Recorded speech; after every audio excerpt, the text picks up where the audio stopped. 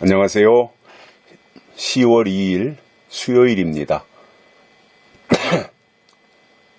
오늘 밤에 태풍이 한반도에 상륙한다고 하는데 좀 비켜갔으면 좋겠습니다. 내일 10월 3일 또 광화문 서울시청, 서울역 이런 데서 대규모 보수진영 집회가 있는데 태풍이 지나가고 비가 오고 그러면 아무래도 집회에 지장이 있지 않겠습니까?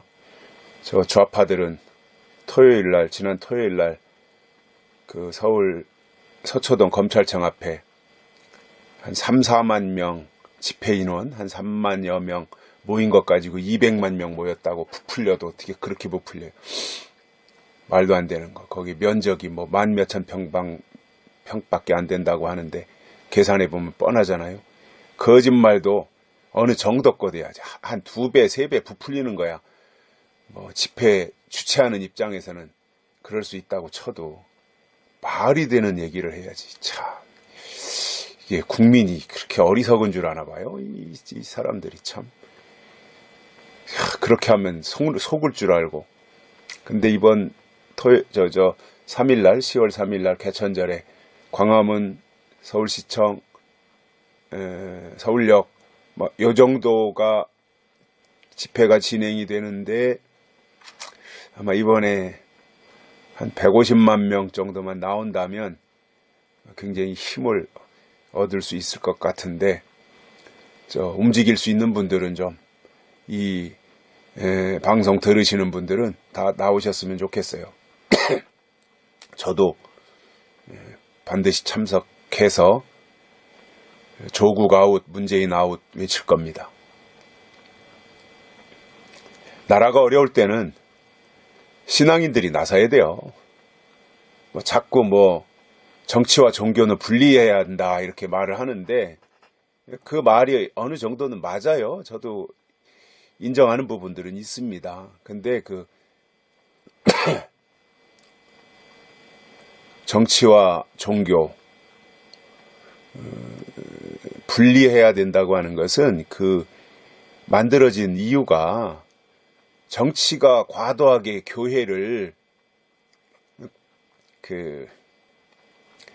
단속하거나 이렇게 자꾸 정치가 종교를 관리하지 말아라 라고 하는 취지로 만들어진 거지 교회가 정치에 참여하지 말라고 만들어진 게 아니에요. 아니 종교나 아니면 우리 신앙인들은 그 국가의 국민 아닌가요? 국민으로서 당연히 국가가 어려울 때는 기도도 할 수 있지만 나서서 목소리도 낼 수 있는 거고 또 목숨을 던져서 국가를 구출해내는 그런 역할도 할 수 있는 거 아닙니까? 그러니까 정치가 종교에 과도하게 간섭하지 말고 종교는 종교대로 나름대로 역할을 하고 그 국가라고 하는 시스템, 제도 안에서 교회나 어떤 절이나 이런 종교를 유지하는 데 있어서 정치가 종교를 간섭하지 말아라 라는 차원에서 종교와 정치가 분리돼야 된다라고 하는 주장이 나온 겁니다. 그러나 나라가 어려울 때요. 모든 종교가 과거에 불교도 그랬잖아요. 이차동 같은 사람은 순교자도 나왔고 기독교도 마찬가지고 천주교도 그렇고 나라가 어려울 땐 다 뛰어들었어요. 괜히 쓸데없이 그 좌파들 선동에 왜 종교가 정치에 참여하냐. 이거는 좌파들이 지들이 분리하니까 하는 말이에요. 당연히 기도했으면 나라를 위해서 기도했으면 행동할 때 가서 행동을 해야 되는 거죠. 그렇다고 해서 우리가 정당에 가입하고 정치를 하자는 게 아니잖아요. 교회가 정치를 하자는 게 아니라 어려울 때 뛰어들어서 나라를 바로 세워야 된다. 그 일에 우파, 보수가 앞장서야 된다라는 거예요. 왜냐하면 좌파, 진보들은 좋을 때는 나서다가 어려워지면요. 다 뒷꽁무니 빼고 뒤로 숨어버리는 사람들이에요. 굉장히 야비한 사람들이에요. 거짓말도 잘하고. 우파는 목숨 내놓고 나라를 지키는 사람들입니다. 지금까지 국가를 위해서 국가를 세우고 했던 사람들은 다 우파예요. 보수라고요, 보수. 이게 뇌 구조가 그렇게 돼 있어요. 지금 종북 주사파들, 청와대 점령하고 저 정치권에 있는 사람들, 지금 세월이 좋으니까 지들이 민주화 운동 해가지고, 나라가 잘 된 것처럼 저렇게 생각하는데, 쟤네들요? 전쟁이 난다든가 나라가 어려워져 보십시오. 앞장설 놈 하나도 없어요. 다 뒤로 도망가고 외국으로 도망가 버리고 잠수 타버릴 놈들이지. 그런 사람들이 무슨 나라를 위해서 정치한다 그러고 말이 조국이 감싸고 저런 불안당이 어디 있습니까? 세상에 조국 같은 사람이. 감쌀 걸 감싸야지. 문재인도 나서서 감싸고 문재인이 감싸니까 이낙연 국무총리도 또 감싸고 그쪽 민주당 쪽 국회의원들도 나서서 또 감싸고 이게 다 망할라니까 다 그냥 어떻게 이 참 어느 정도 수준이 되고 상식이 통해야 이게 정치도 하고 나라도 통치를 하는 거지. 저렇게 상식도 없고 무식한 사람들이 무슨 나라를 세운다고 말이죠. 그러니까 이게 경제가 다 무너지고 무식해서 그런 거예요. 통계나 조작하고 무슨 그 여론조사나 조작하고 말이죠. 이게 후진국도 이런 후진국이 어디 있습니까? 그러니까 저 주사파 문재인서부터 그쪽 똘마니들은 다 생각이 지금 저 한 30년 전에 그때 생각에 머물러 있는 것 같아요. 그런 사람들이 무슨 21세기를 주도하고 선도하고 나라를 부강한 나라로 만들고 좋은 나라로 만들겠어요? 다 망가뜨렸잖아요, 지금까지. 그 사람들이 손대가지고 망가지지 않은 게 어디 있어요? 다 망가뜨리고 다 무너뜨리고 다 절단 내버렸잖아요. 그런데 무슨 한 3, 4만 명 모인 것 가지고 200만 명이 모였다. 아이고 참 어린애 지나가는 소가 웃을 일입니다. 지나가는 소가. 그것도 자발적으로 나온 것도 아니고 대통령이 한마디 하니까 여기저기서 꾸역꾸역 나와가지고 그 짓 하고 있으니 그게 또 국민으로서 그렇게 할 도리입니까? 조국이 물러가라고 하는 게 맞지. 어떻게 그 조국을 수사하는 검찰한테 저럴 수가 있어요, 세상에. 압력을 행사하고 말이죠. 정말 멀었습니다. 민주주의 하려면 멀었어요.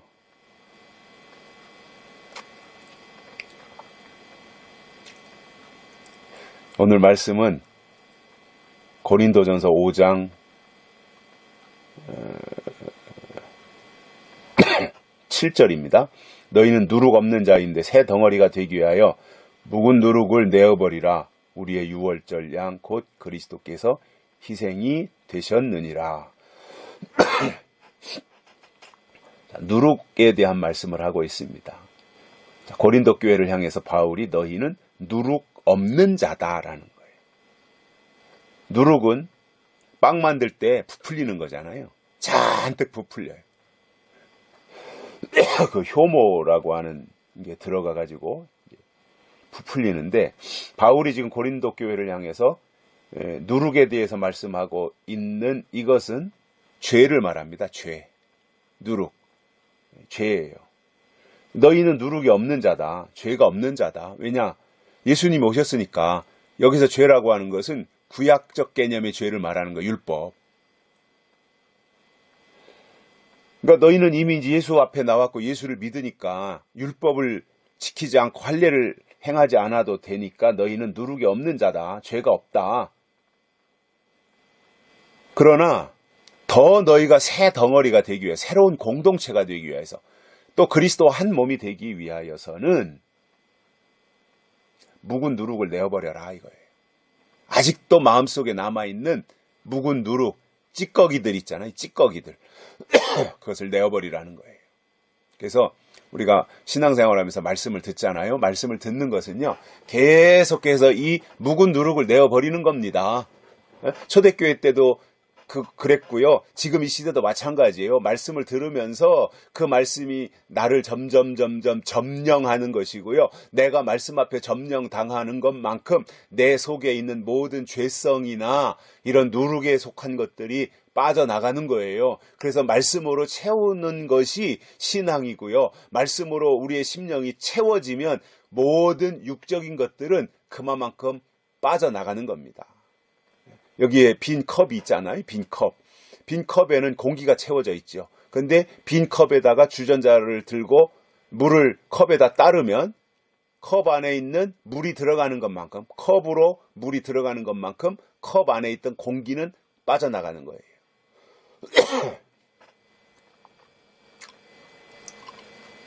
그래서 물로 채웠어요. 컵에 물이 채워졌어요. 근데 물이 채워진 컵에다가 쌀을 넣어봐요. 쌀. 그러면 물은 또 다 넘쳐서 빠져나가고 쌀이 남아있어요. 거기에. 자, 우리 속에 하나님의 말씀이 채워지는 것만큼 누룩은 떠나는 겁니다. 그래서 우리가 말씀 듣는 일에는요, 열심을 품어야 돼요.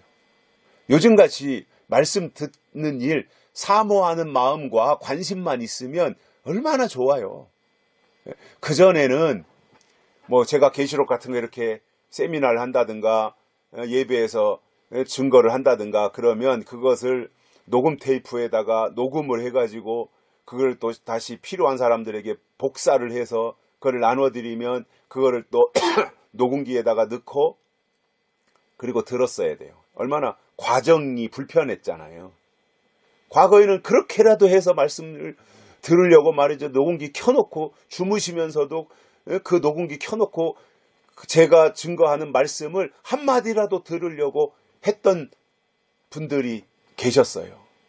근데 지금은 세상이 바뀌어가지고 이 스마트폰만 있으면 제가 녹음한 것을 편집해가지고 유튜브로 올리면 차를 타고 가든 뭐 걸어가든 운동을 하든 들어누워 있든 언제든지 들을 수 있는 이보다 더 좋은 환경이 어디 있습니까, 세상에. 저도 이렇게 매일 이 큐티 말씀을 녹음하고 뭐 주일날 이런 때도 녹음을 하면서도 느껴요, 제가. 참 좋은 세상이다. 이렇게 유튜브라고 하는 것을 통해서 말씀을 공급할 수 있다고 하는 이런 세상이 올 줄을 누가 알았어요? 야, 기가 막힌 세상이에요. 저는 이런 생각을 할 때마다, 야, 하나님이 나를 위해서 유튜브 만들어 주셨구나. 그 생각을 한다니까요.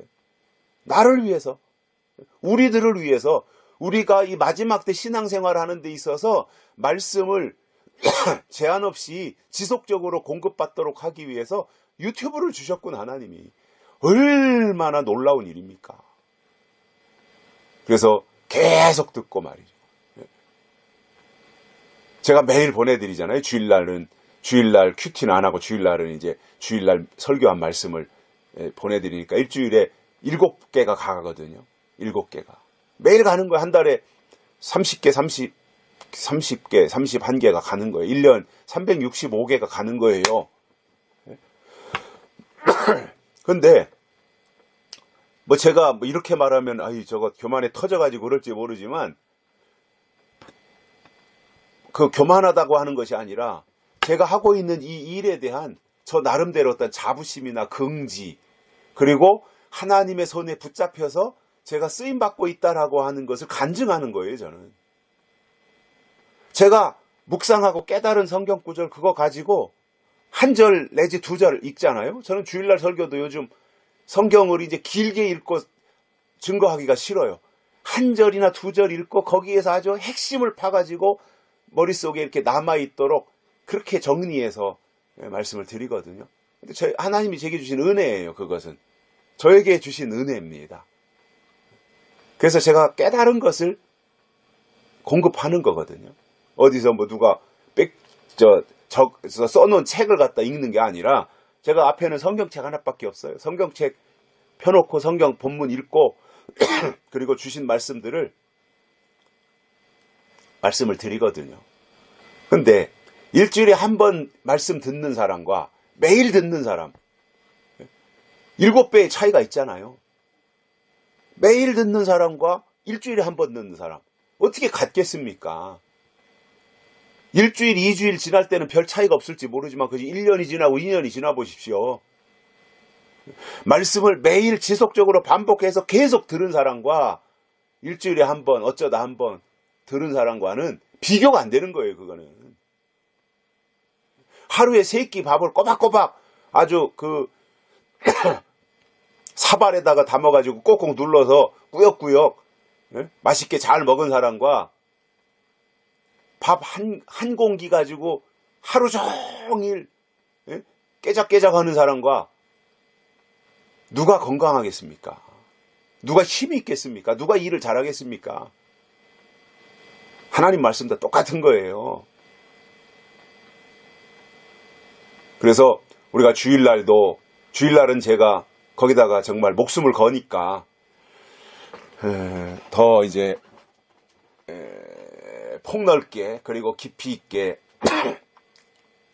말씀을 다루고 큐티는 제가 되도록이면 좀 20분 넘지 않으려고 15분 정도 하려고 하는데 하다 보면 자꾸 얘기가 길어지는데 말씀을 계속해서 반복해서 되새김질 해가지고 듣는 것이 중요하고 그렇게 해야 우리의 신앙이 계속 성장할 수 있고 계속 보전받을 수 있는 거예요. 결국 말씀이 내 안에 오셔야 그 말씀이 나를 지키시는 거예요. 근데도 잘 안 듣는 분들이 계시잖아요. 에이 뭐 박승분이가 한 게 뭐 별거겠어. 이렇게 생각하는 분들도 계실 거라고 생각을 합니다. 왜냐하면 제가 이렇게 보낸 분들에 대한 누가 읽었나 이게 찍히잖아요. 누가 읽었는지는 모르지만 단체로 보내니까 몇 명이 읽었고 몇 명이 안 읽었다 이게 찍히거든요. 근데 안 읽는 숫자도 계속 있어요. 안 듣는다는 이야기죠. 뭐 저는 억지로 강요하지는 않습니다. 그러나 저는 이 이상이 없다고 생각하는 사람입니다. 이 이상 없습니다. 저는 자신 있게 말씀드립니다. 이 이상 없습니다. 그리고 저는 이 일에 제 삶을 투자하고 있습니다. 제 시간을 그리고 제 노력을 투자하고 있습니다. 이후의 일이 어떻게 될지 저는 몰라요. 하루하루 최선을 다하고 그리고 제가 깨달은 것들을 이렇게 유튜브로 보내드리고 있는 것인데 저는 제 개인적으로는 예수님이 곧 오신다고 확신합니다. 예수님의 재림이 곧 있을 것이다. 모든 징조를 다 볼 때 시간이 얼마 남지 않았어요. 그래서 이 일에 저는 뭐 후회함이 없어요. 저는 제가 이렇게 요한계시록과 다시 오실 예수 그리스도에 대해서 체계적으로 증거하게 된 이것이 저에게는 한없는 축복이고 하나님이 저에게 주신 특혜라고 저는 생각하고 있어요. 그러니까 저는 후회함이 없습니다. 다만 한 가지 욕심이 있다면 내가 살아있을 때 예수님이 오셨으면 좋겠다라는 것이 첫 번째이고 두 번째로는 이왕이면 빨리 오셨으면 좋겠다라는 생각이에요. 그러나 그것은 뭐 제가 정할 수 있는 게 아니잖아요. 그거는 하나님의 시간이니까. 그러나 최선을 다해서 제게 주어진 일들을 감당하는 이것이 제가 역할이 아니겠는가 그러한 생각을 하거든요. 그리고 신앙 생활하는 데 있어서 저도 마찬가지지만 우리와 같이 말씀을 공유하는 분들은 오늘 바울의 말씀한 것처럼 누룩을 자꾸 없애야 됩니다. 누룩이 있으면요 썩는 거예요. 그게 처음에는 발효되지만 발효되다가 부패하는 거잖아요. 부패하면 썩은 거잖아요, 그게. 그래서 묵은 누룩을 내어버려라. 근데 내가 내버리고 싶다고 되는 것이 아니라 새 말씀이 우리에게 들어오시면 묵은 누룩은 자동으로 사라지게 되어 있습니다. 떠나가라! 뭐 이런 거 안 해도 돼요. 말씀이 내 안에 채워지면 약속의 말씀으로 채우고 새로 주시는 말씀으로 채우면 누룩은 떠나가는 거예요. 그래서 어떻게 우리가 누룩 없는 자가 되느냐? 예수 그리스도께서 희생, 십자가에서 달려 돌아가시는 희생을 통해서 우리 속에 우리가 누룩 없는 자로 그리고 묵은 누룩을 내어버리고 새로운 말씀으로 체험받고 살아갈 수 있다라고 하는 이 사실을 생각하시고 오늘 수요일인데 오늘 하루도 누룩 없는 자로 묵은 시대, 지나간 시대의 것이 지금 있으면 그게 누룩이거든요. 누룩 없는 자로 하나님 앞에서 살아가시기를 바랍니다. 오늘 여기까지 하겠습니다. 감사합니다.